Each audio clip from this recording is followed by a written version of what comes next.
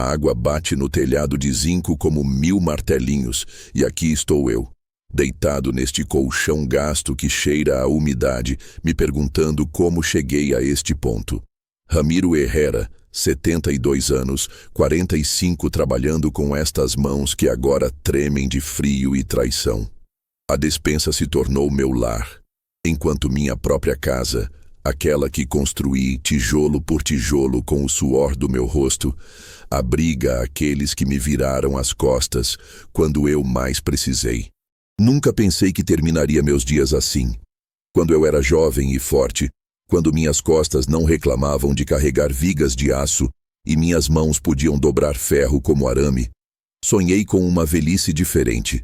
Sonhei com netos correndo pelo quintal que eu plantei, com domingos em família ao redor da mesa que eu mesma fiz, com o respeito que eu achava ter conquistado depois de décadas de sacrifício. A realidade dói mais do que qualquer golpe que a vida me deu. Meu filho Carlos, aquele garotinho que eu segurava no colo quando ele chorava de madrugada, aquele a quem ensinei a usar ferramentas, aquele cuja educação paguei vendendo até meu relógio, agora me olha como se eu fosse um fardo. Sua esposa, Patrícia, a mulher que acolhi como filha quando se casaram, agora sussurra nos cantos e me serve comida como se fosse esmola. Tudo mudou depois do funeral da minha Mercedes. Ela era meu escudo, minha companheira de 40 anos, a única que sabia acalmar minhas tempestades interiores. Quando o câncer a levou 3 anos atrás, não perdi apenas minha esposa, perdi meu lugar no mundo. De repente, o homem da casa não era mais eu, mas meu filho, que chegou com ideias de modernizar tudo, de tornar o espaço mais eficiente. As noites são as piores. Ouço as risadas deles na sala que costumava ser minha, a televisão que comprei com meu primeiro salário como ferreiro, as conversas sobre planos que não me incluem.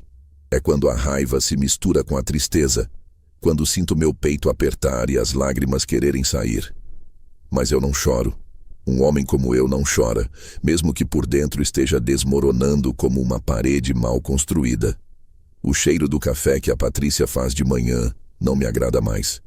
Agora preciso fazer o meu num pequeno fogão elétrico que instalei aqui no meu canto, entre as caixas de natais passados e as ferramentas que não uso mais.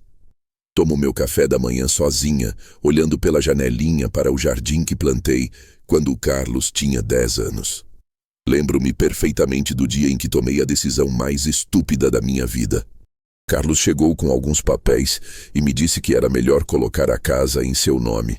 Assim, quando eu morresse, não haveria problemas legais e tudo seria mais fácil para a papelada. Confiando nele como sempre, assinei sem ler atentamente. Achei que era a coisa certa a fazer, que estava protegendo minha família. Como eu era ingênuo. Como eu era terrivelmente ingênuo. Mas há algo que eles desconhecem. Algo que em breve descobrirei e que pode mudar todo esse jogo cruel em que me transformaram em um peão. No fundo da minha caixa de documentos importantes, entre as escrituras originais e as contas de luz de 20 anos atrás, há um pedaço de papel do qual me esqueci completamente até recentemente. Um documento que pode ser minha salvação ou minha última esperança. A chuva continua caindo sobre o zinco e eu continuo aqui, planejando em silêncio. Porque um homem que trabalhou a vida toda não desiste tão facilmente. E esta história ainda não acabou. Era domingo de manhã quando meu calvário começou, embora eu não soubesse disso na época. O sol entrava pelas janelas da minha casa. A casa de 3 quartos que construí em 1978 com minhas economias do trabalho de soldador. Carlos tinha chegado cedo com Patrícia e as crianças, o que era incomum, pois eles costumavam passar os domingos com a família dela. Meu neto Sebastião, de apenas 8 anos, correu em minha direção de braços abertos. Aquele abraço preencheu meu coração de uma forma que eu não sentia desde a morte de Mercedes. As crianças têm essa capacidade de fazer tudo parecer melhor, mesmo que seja por apenas alguns minutos. Enquanto eu brincava com ele no quintal, Carlos e Patrícia conversavam na cozinha em voz baixa, com aquela seriedade que sempre me deixava nervosa. Depois do almoço, Carlos sentou-se à minha frente com uma expressão que não consegui interpretar. Ele segurava uma pasta de papel pardo, do tipo que advogados usam, e seus olhos evitavam os meus. Ele me falou sobre mudanças, praticidade e o futuro. Contou-me que havia consultado um amigo advogado sobre a melhor maneira de organizar os bens da família. A proposta parecia razoável. Eles se mudariam para a minha casa para cuidar de mim, e eu transferiria a propriedade para o nome do Carlos para evitar complicações legais quando eu falecesse. Em troca, eles seriam responsáveis por me sustentar e cuidar de mim até meus últimos dias. Era um acordo familiar, ele me disse, algo que muitas famílias faziam para se proteger de procedimentos burocráticos e impostos. Eu queria acreditar que era amor filial, que meu filho estava pensando no meu bem-estar. Mercedes sempre me dizia que Carlos tinha um bom coração, que ele só precisava de tempo para amadurecer. Talvez ela tivesse razão. Talvez aquele fosse o momento dele de mostrar o quanto me amava. Assinei os papéis naquela mesma tarde. Patrícia preparou um café especial e brindamos a família, como disse Carlos. As crianças correram pela casa escolhendo seus novos quartos, e eu me senti estranhamente emocionado.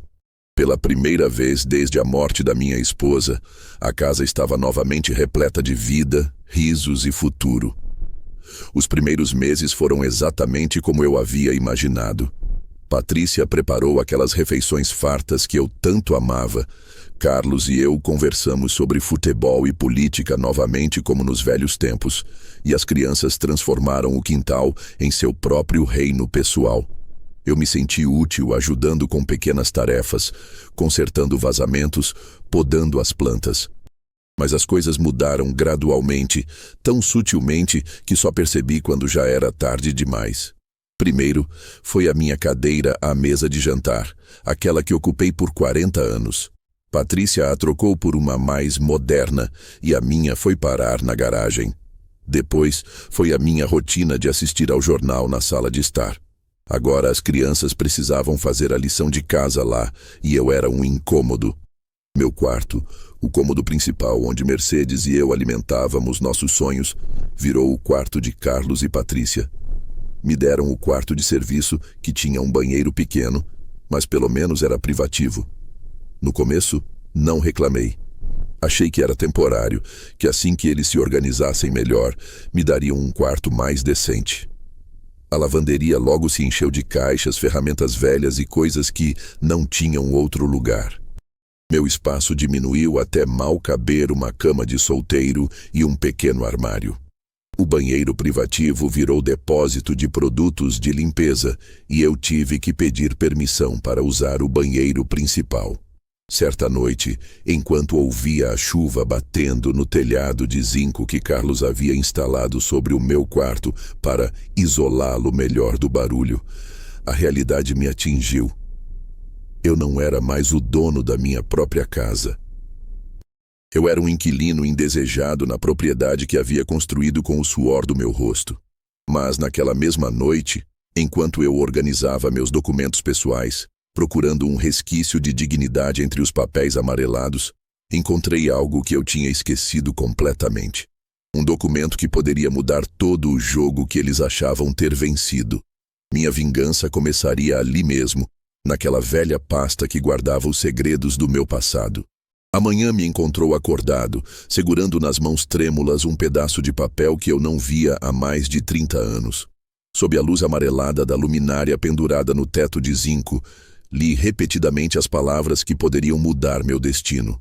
Era uma antiga escritura de propriedade, datada de 1975, 3 anos antes da escritura oficial que todos conheciam. Minha memória começou a reconstruir aquele tempo. Eu era um jovem soldador de 30 anos, recém-casado com Mercedes, quando Dom Aurélio Mendoza, o antigo proprietário do terreno, me ofereceu uma oferta especial. Ele precisava urgentemente de dinheiro para o tratamento médico da esposa, e eu tinha economias suficientes para comprar o terreno. O problema era que os trâmites legais levavam meses e ele precisava do dinheiro imediatamente. Dom Aurélio propôs um acordo privado. Eu pagaria o preço integral em dinheiro, ele me entregaria uma escritura de propriedade assinada perante testemunhas e então concluiríamos os trâmites oficiais assim que a situação dele se estabilizasse. Isso era comum naquela época, quando os processos burocráticos eram mais lentos e complicados. Paguei a ele cada peso que havia economizado.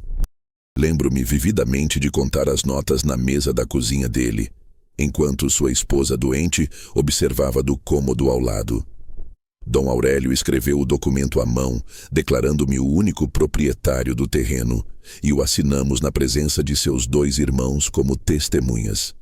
Eu guardava aquele pedaço de papel como ouro em pó, mas quando finalmente assinamos a escritura oficial, 3 anos depois, arquivei-o e nunca mais o vi. Até agora. Minhas mãos tremiam ao ler os nomes das testemunhas, Evaristo Mendoza e Tomás Mendoza, irmãos de Dom Aurélio. Evaristo havia morrido 10 anos antes, mas Tomás ainda morava no bairro de San Miguel, um homem de 85 anos, mas com a mente cristalina. O documento estava em perfeitas condições, protegido por uma capa plástica que Mercedes havia acrescentado anos antes.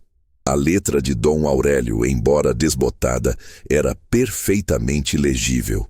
A data estava clara: 15 de março de 1975. As assinaturas estavam intactas.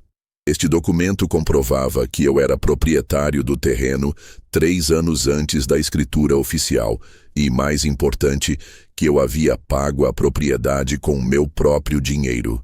Nas semanas seguintes, comecei a mover minhas peças em silêncio. Todas as manhãs, depois que Carlos saía para o trabalho e Patrícia levava as crianças para a escola, eu saía da minha lavanderia e caminhava até o bairro de San Miguel. Dom Tomás me cumprimentou como um velho amigo, e quando lhe mostrei o documento, seus olhos brilharam com a centelha da lembrança. Ele me contou detalhes que eu tinha esquecido, como seu irmão Aurélio chorou de gratidão quando lhe dei o dinheiro, como ele conseguiu pagar o tratamento da esposa, como ele sempre falou de mim como o jovem honesto que salvou minha vida. Dom Tomás se lembrava perfeitamente de ter assinado como testemunha e me garantiu que estaria disposto a testemunhar perante qualquer autoridade. Mas meu passo mais importante foi contatar o Dr. Eduardo Salinas, um advogado que conheci 20 anos antes em circunstâncias bastante incomuns. Ele havia sofrido um acidente de trabalho em uma construção onde eu trabalhava, e eu o ajudei a se soltar das vigas de aço que o prendiam. Graças à minha rápida intervenção, salvei não apenas sua vida, mas também suas pernas. Desde então, o Dr. Salinas sempre me disse que, se eu precisasse de ajuda jurídica, ele estaria em dívida comigo. Nunca pensei que veria o dia em que receberia esse favor. Mas quando expliquei minha situação e lhe mostrei o documento, seu rosto se endureceu com uma determinação que me encheu de esperança. O Dr. Salinas me explicou que o documento era totalmente válido legalmente. Embora a escritura posterior tivesse formalizado a propriedade, este documento anterior comprovava meu direito original à terra. E, mais importante, estabelecia que eu havia pago pela propriedade com meus próprios recursos, não com os da minha família. Isso significava que a transferência que Carlos me fez assinar poderia ser contestada por ter sido feita sob falsas alegações. Ao voltar para o meu quarto naquela tarde, sentindo o peso do documento no bolso como uma arma secreta, percebi que meu filho e sua esposa haviam subestimado aquele velho soldador. Acreditavam que ele era um velho indefeso que podiam manipular e encurralar. Mas eles estavam prestes a descobrir que Ramiro Herrera ainda tinha fogo nas veias. O consultório do doutor Salinas ficava no 3º andar de um prédio antigo no centro da cidade, o mesmo prédio onde ele havia estabelecido seu consultório após se recuperar do acidente. Enquanto subia a escada que rangia sob meus pés, senti uma mistura de nervosismo e esperança que não sentia há anos. Aquele homem me devia a vida, mas 20 anos é muito tempo, e dívidas de gratidão às vezes desaparecem como fumaça. Quando entrei em seu consultório, O doutor Salinas imediatamente se levantou da mesa. Ele havia envelhecido, é claro, mas seus olhos ainda eram os mesmos que me fitaram com infinita gratidão, enquanto eu o puxava da estrutura de ferro retorcida. Ele me abraçou como um irmão, e naquele momento eu soube que não tinha vindo em vão. Contei-lhe toda a minha história, sem omitir detalhes. Contei-lhe sobre Mercedes, como criei Carlos como o filho perfeito, os sacrifícios que fiz, a decepção da transferência e minha vida atual na lavanderia. Seu rosto se entristecia a cada palavra, e quando terminei, ele bateu na mesa com o punho fechado. Ele me explicou que casos como o meu eram mais comuns do que eu imaginava. Crianças se aproveitavam da confiança e do amor de pais idosos para roubar propriedades, usando o argumento de simplificação de heranças como pretexto para roubo legal. Mas meu caso tinha elementos únicos que o tornavam especialmente poderoso. O documento de 1975 era a prova irrefutável da minha propriedade original. A existência de uma testemunha viva como Dom Tomás fortaleceu muito a minha posição. Mas mais importante, Carlos usou de fraude para me fazer assinar a transferência, dizendo que era para facilitar o processo, quando na realidade era para me desapropriar da minha propriedade. O Dr. Salinas me explicou o plano legal.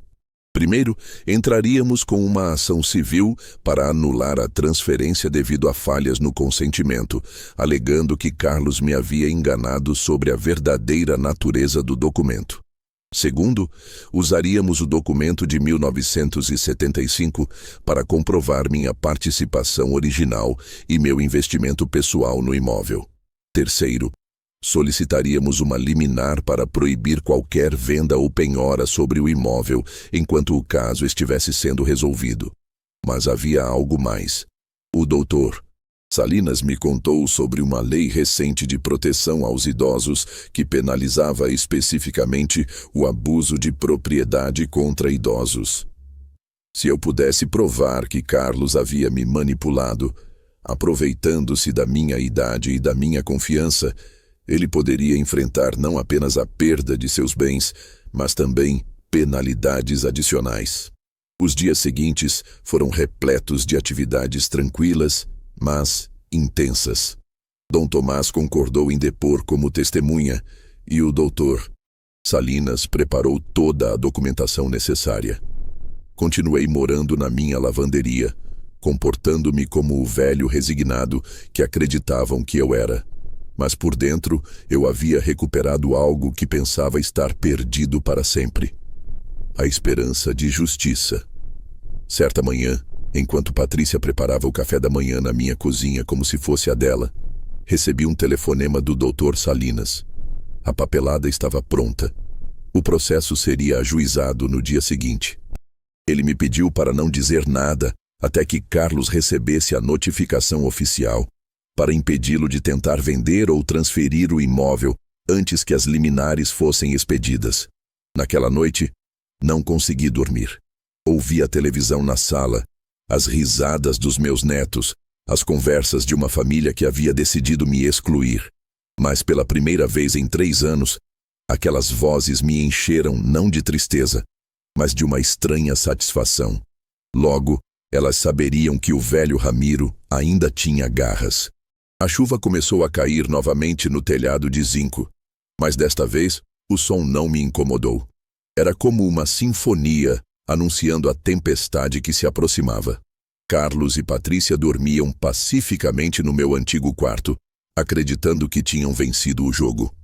Antes de continuar com o resto da minha história, quero te perguntar algo que me deixa curioso. Diga-nos de onde você está nos ouvindo, porque sinto que essas histórias nos conectam além da distância. Eles não sabiam que a justiça, assim como a chuva, às vezes demora para chegar. Mas quando chega, chega com toda a força. A manhã de terça-feira amanheceu com um céu cinzento que parecia prenunciar o que estava prestes a acontecer. Acordei cedo, como sempre, mas desta vez minha rotina tinha um sabor diferente. Preparei meu café no fogãozinho, barbei-me com cuidado especial em frente ao espelho rachado do meu quarto e vesti minha melhor camisa, a azul que Mercedes me dera em nosso último aniversário.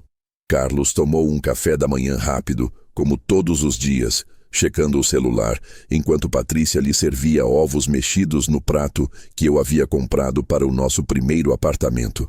As crianças comeram cereal na mesa lateral, porque a mesa principal era só para adultos, de acordo com as novas regras da casa. Exatamente às 10 da manhã, ouvi a campainha tocar. Meu coração começou a bater tão forte que pensei que todos pudessem ouvir. Patrícia foi atender e, do meu quarto, pude ouvir sua voz confusa falando com alguém que perguntava por Carlos Herrera. Depois de alguns minutos, Patrícia ligou para Carlos com aquele tom de voz estridente que usava quando estava nervosa. Ouvi passos rápidos, conversas sussurradas e, em seguida, um silêncio que pareceu uma eternidade. Fiquei no meu quarto, fingindo ler um jornal velho, mas cada fibra do meu ser estava atenta ao que acontecia do outro lado da porta.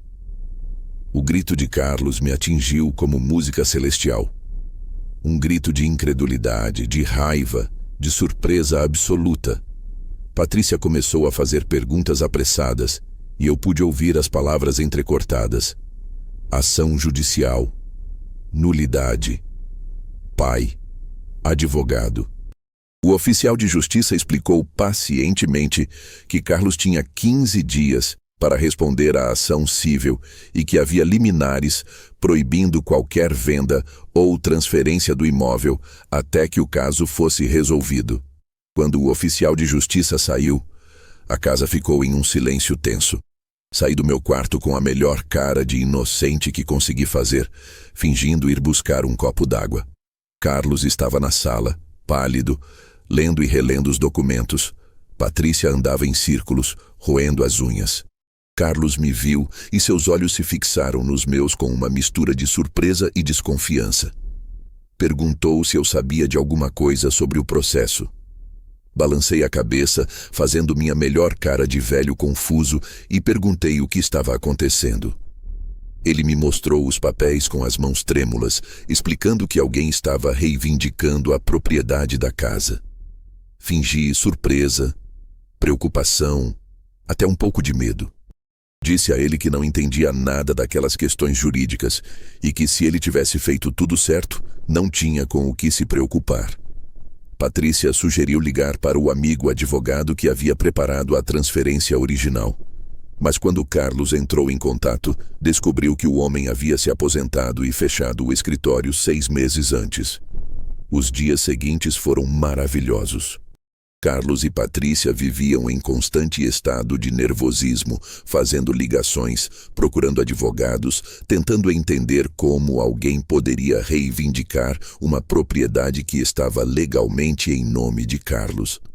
Continuei no meu papel de velho inocente, oferecendo meu apoio moral e insinuando que provavelmente tudo não passava de um mal-entendido. Uma semana depois, Carlos encontrou um advogado disposto a analisar o caso. O homem veio à minha casa uma tarde e aproveitei a oportunidade para ficar na sala, fingindo assistir televisão enquanto conversavam na cozinha. Ouvi trechos da conversa. O advogado explicou que o processo era tecnicamente sólido, que o documento de 1975 era problemático e que a testemunha viva complicou as coisas. O mais lindo de tudo era ver a arrogância de Patrícia ruir. Aquela mulher que me tratara como um incômodo, que transformara minha casa em minha prisão, agora andava pela casa como um fantasma preocupado. Suas conversas telefônicas com a mãe e as irmãs eram longas reclamações sobre a injustiça de alguém querer tirar a casa delas. Carlos tentou falar comigo várias vezes, perguntando se eu me lembrava de algo sobre documentos antigos, sobre Dom Aurélio Mendoza, sobre os anos 1970. Fiz uma cara de quem está tenso, como se estivesse tentando lembrar, e finalmente balancei a cabeça, dizendo a ele que minha memória não era mais a mesma. Mas a noite que mais apreciei foi quando os ouvi discutindo no quarto deles, meu antigo quarto, sobre a possibilidade de perderem a casa. Patrícia gritou com Carlos que ele havia garantido que tudo estava dentro da lei, que não havia riscos. Carlos respondeu que havia confiado no advogado e que tudo parecia estar certo. Pela primeira vez em 3 anos, adormeci com um sorriso no rosto. O teto de zinco não soava mais como tambores de tristeza, mas sim como aplausos de uma vitória antecipada. O dia da audiência amanheceu claro e fresco, como se o próprio céu quisesse testemunhar a minha vingança. Acordei mais cedo do que nunca, vesti meu único terno bom, o mesmo que usara no funeral de Mercedes, e caminhei até o tribunal com uma dignidade que não sentia há anos. Dom Tomás já me esperava no corredor do tribunal, acompanhado da neta. Apesar dos 85 anos, parecia forte e lúcido, com aquela clareza mental que alguns idosos afortunados conservam. Ao me ver, cumprimentou-me com um forte abraço e sussurrou-me ao ouvido que esperava por este momento para fazer justiça à memória do seu irmão Aurélio. Carlos chegou com Patrícia e um jovem advogado que parecia nervoso. Ao longo do processo judicial, eles tentaram chegar a um acordo extrajudicial, oferecendo-me um quarto maior na casa e até mesmo uma pequena mensalidade. Mas era tarde demais para remendos. Eu queria justiça plena, não esmolas daqueles que haviam me roubado a dignidade. A audiência começou com a apresentação do caso pelo Dr. Salinas. Com uma eloquência que me encheu de orgulho, ele explicou ao juiz como Carlos havia se aproveitado da minha idade e confiança para me induzir a assinar uma transferência sob falsos pretextos. Ele apresentou o documento de 1975, explicou sua validade legal e detalhou como eu havia pago o imóvel com minhas próprias economias décadas antes de Carlos nascer. Quando chegou a vez de Dom Tomás depor, todo o tribunal silenciou. O velho aproximou-se do banco das testemunhas com passos firmes, jurou dizer a verdade e começou a relatar, com uma memória prodigiosa, os acontecimentos de março de 1975.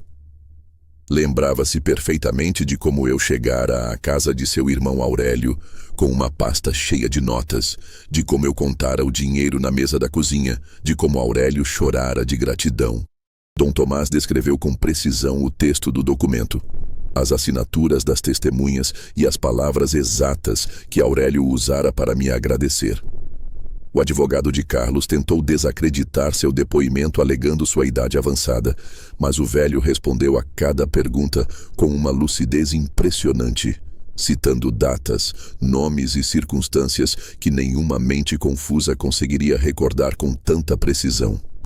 O momento mais poderoso veio quando o juiz perguntou diretamente a Dom Tomás se ele tinha absoluta certeza de que eu havia pago aquela propriedade com meu próprio dinheiro. O velho sentou-se ereto na cadeira, olhou-me fixamente nos olhos e declarou com voz firme que seu irmão Aurélio havia morrido abençoando meu nome por ter salvado a vida de sua esposa com aquela compra.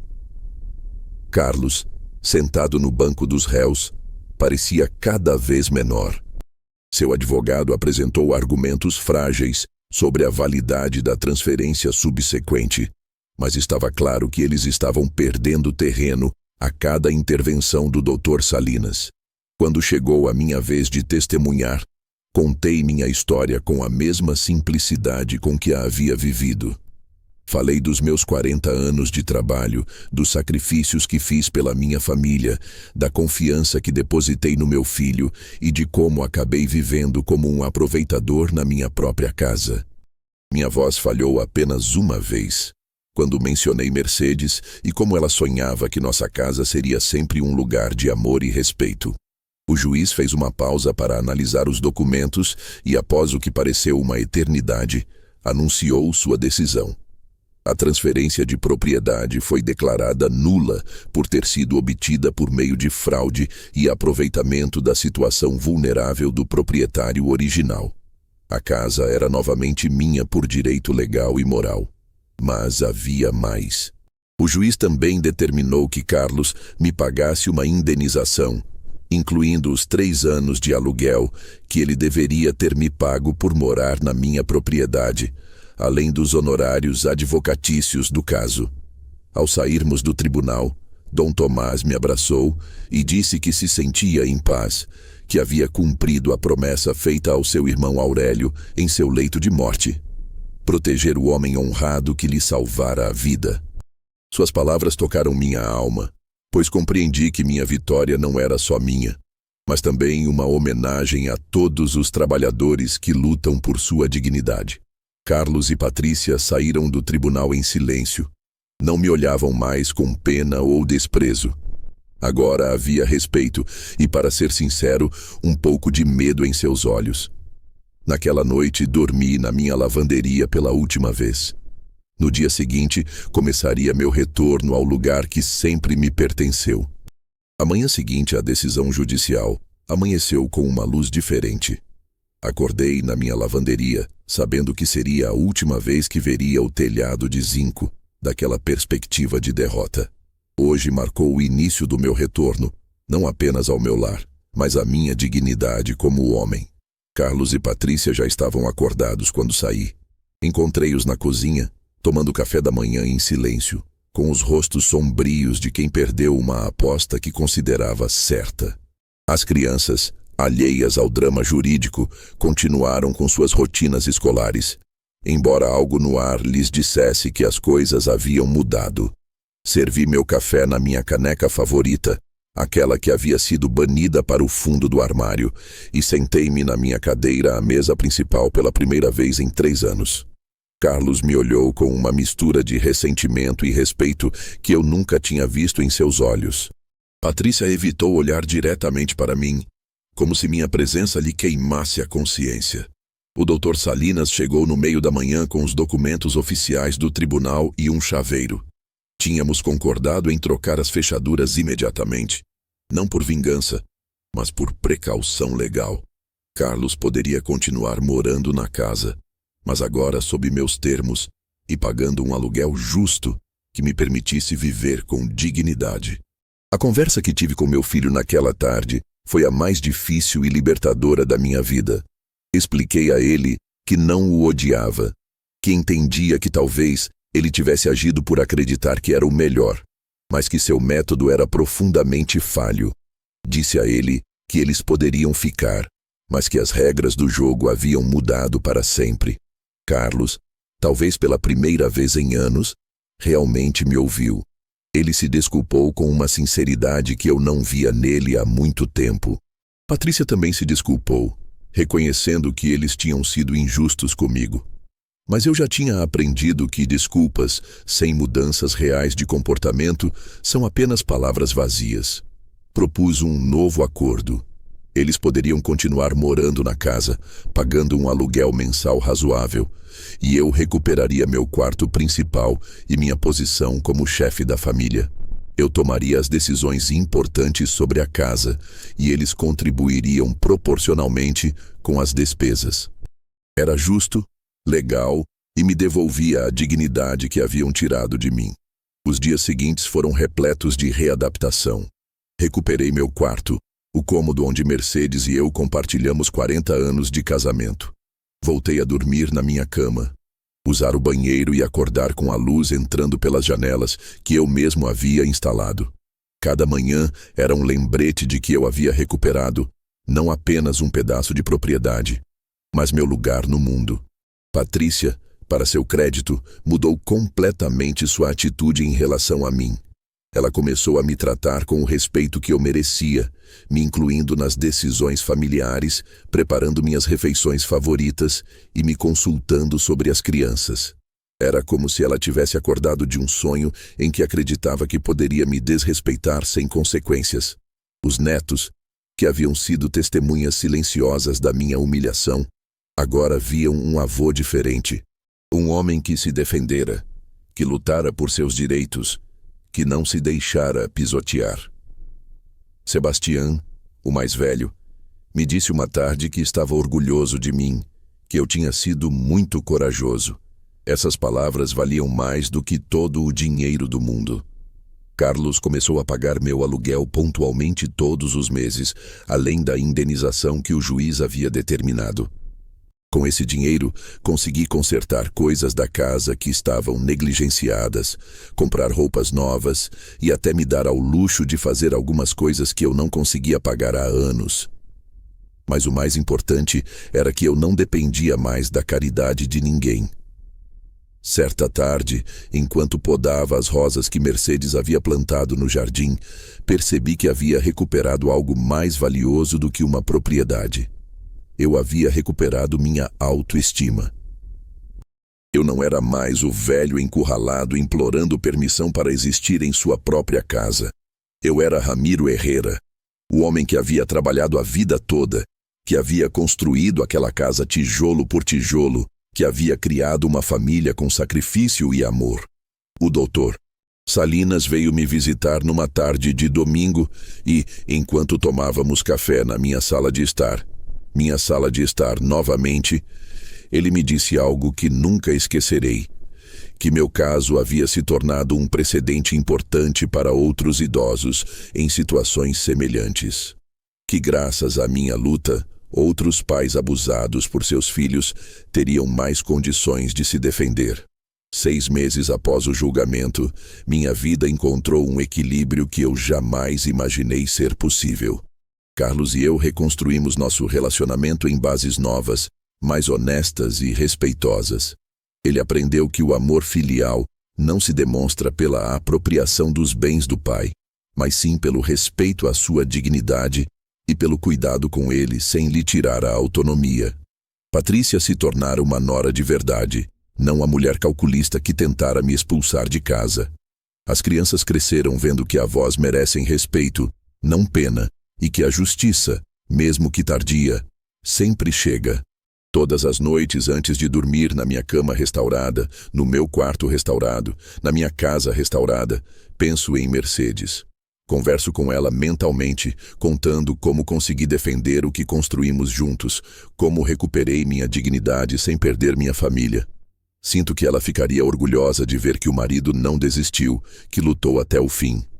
Às vezes recebo cartas de outros idosos que ouviram falar do meu caso, pedindo conselhos e contando histórias semelhantes. Sempre respondo a mesma coisa, que nunca é tarde para defender o que é certo, que a idade não nos torna moralmente inválidos, que merecemos respeito e dignidade até o último dia de nossas vidas. Hoje, enquanto escrevo estas linhas na minha mesa, aquela que acabou na garagem e agora está de volta ao seu lugar, quero dizer algo a todos os homens que se identificam com a minha história. Não desistam. Não aceitem ser encurralados, tornados invisíveis ou tratados como um incômodo. Vocês têm direitos, têm dignidade e têm a obrigação moral de se defender.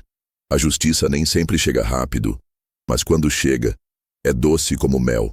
Minha casa voltou a ser meu lar. Minha família voltou a me respeitar. E eu voltei a ser o homem que sempre fui.